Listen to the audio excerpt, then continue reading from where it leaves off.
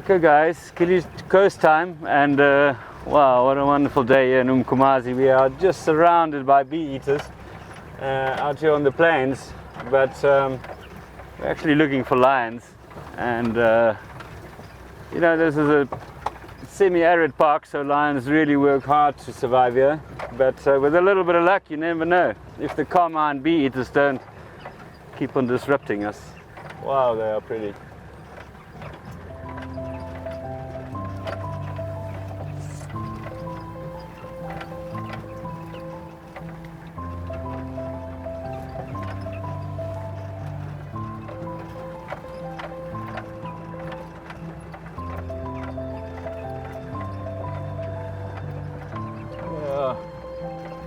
Must be here somewhere. We know they're around, but sometimes so hard to find these things. Let's have a look.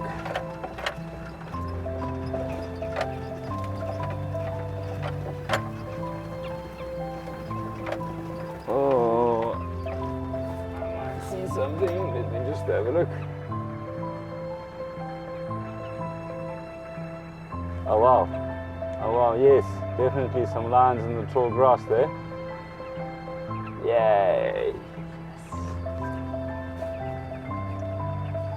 So well camouflaged.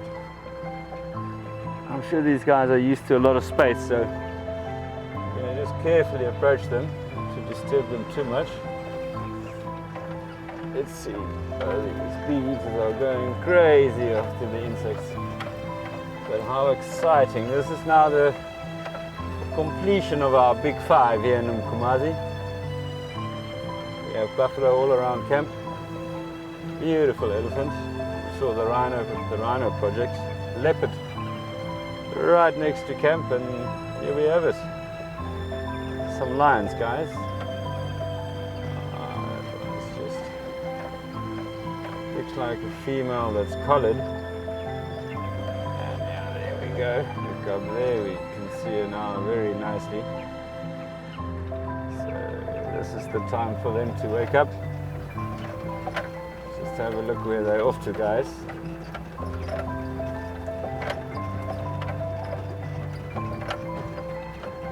Can you believe these bee eaters?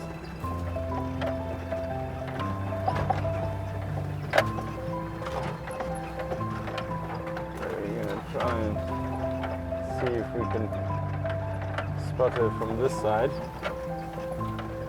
That's a lovely shot, and then maybe with a long lens we will try and grab her again.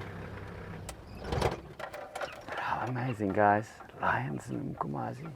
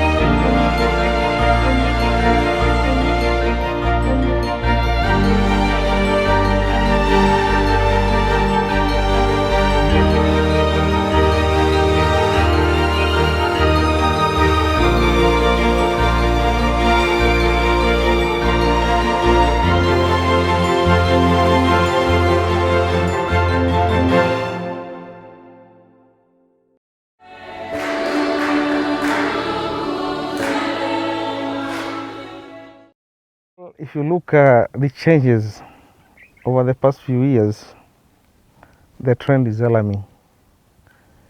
A number of wildlife corridors have been blocked. Most of the dispersal areas are now occupied by communities, which is not very good in wildlife conservation. So I believe we have to do something unique in order to protect what is remaining. Otherwise, most of the area will be occupied by human, and there might be even more species going extinct in the wild in the near future. So there is a lot which need to be done, perhaps with our generation, in order just to ensure that these areas are protected for our grandchildren to come and see.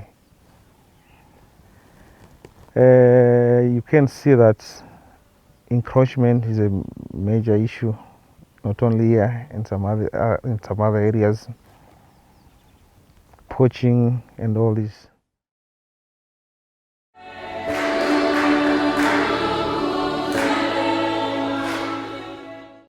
Okay guys, Kili to coast, and we're in Mkomazi National Park, and how exciting. When you visit Mkomazi, you can come to the rhino boma. There's a really endangered Eastern Black Rhino, and come and look at them, come in closer.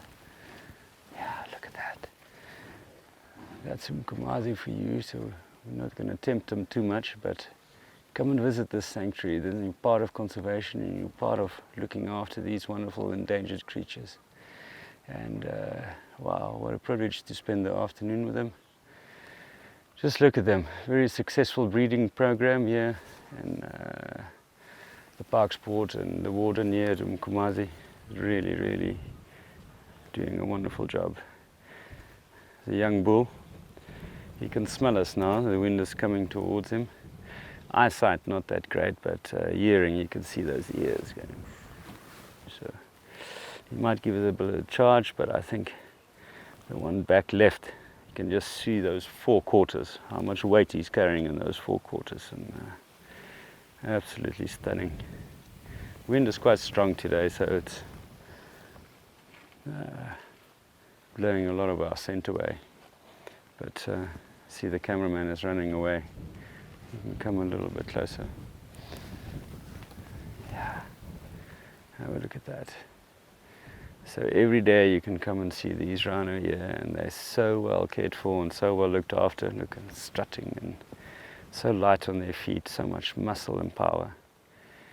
And yeah, these things have to create value, otherwise we just slowly lose them all.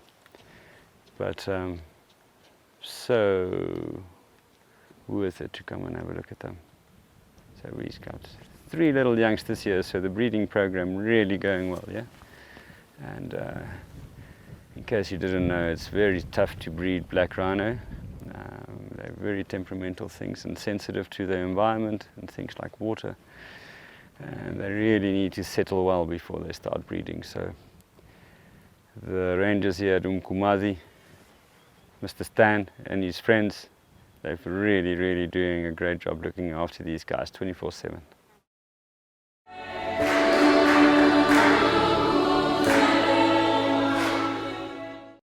Living in the park makes me happy.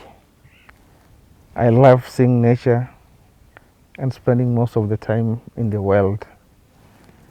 I believe if you are tired of town life and frustrated, setting aside some few days to come and visit nature can change everything. This is because there are a lot of exciting moments within the wild which can change the way you think, the way you see nature, the way you see the world, and even people who surrounds us. For example, in towns and elsewhere, we might be surrounded by evil and all this, but in the wild, life is different. All you need to see is what God has done is unique, and therefore I urge people just to come and visit nature. It gives us relief of our day-to-day hassles in town and all this.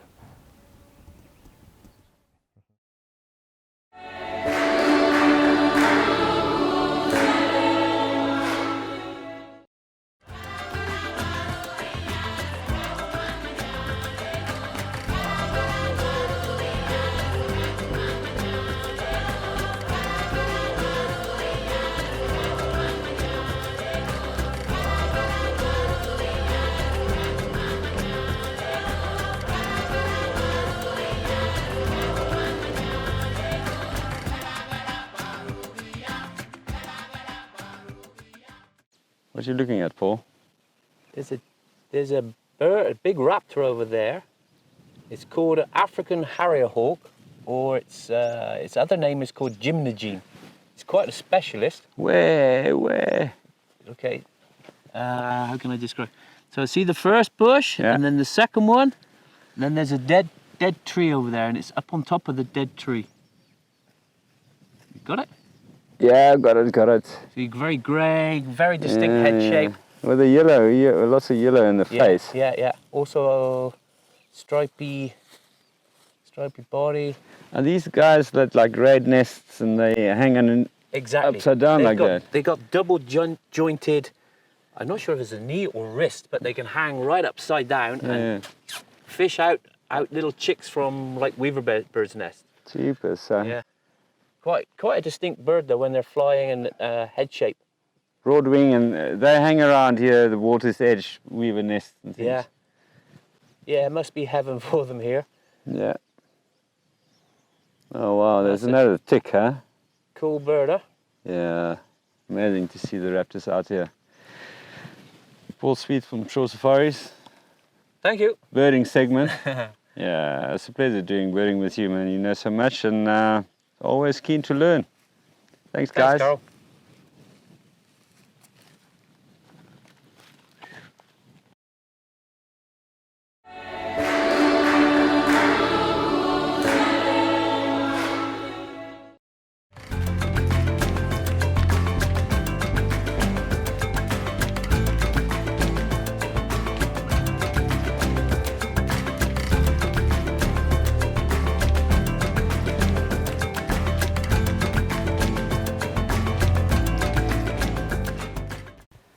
Okay guys, super old safety time, and one of the most intimidating things when coming on a self-drive safari to destinations that are off the beaten track is, what do I do, Paul, if I've driven down my road the whole day? Now I get to some sort of obstacle, Okay. and I have my family with me, and I go, am I going to go all the way back in the dark? Or can I get across an obstacle with confidence and have a good night just on the other side? On the other side, yeah. It's always a good idea prior to coming on a self-drive to have perhaps a little bit of training. Yeah. But if not, then we will oblige and try and give you some training beforehand. Yeah. But if you're already on safari and you come across that scenario, you mustn't freak out. The car is incredibly capable. Try and let the car do all the work for you. So you don't want to be on brakes, you don't want to be riding the clutch. So you anticipate your problem first. So in this scenario, we're going to go down a very, very deep ditch and then into a sandy riverbed. So we want to select the right gear before we go in, and then when we get to the bottom, we're already in the right gear, and that will give us enough power to pull through the sand in the bottom and then safely reach the destination. Okay, so the key is that you need to know the car to such an extent that at least you need to know whether you have four wheels working or a differential being locked or something like that, but that's training you provide. and then it's quite forgiving. As long as you don't spin the Spin 'em up, tires yeah. and sink down onto the Yeah, yeah. chassis, these vehicles allow you to actually retreat. Yeah. So we're going to go test the sand. You don't know what will happen. So we can get to the other side and have a gin tonic. Sounds good. All right, Paul. Okay. Thanks, man. See you on the other side. Yeah.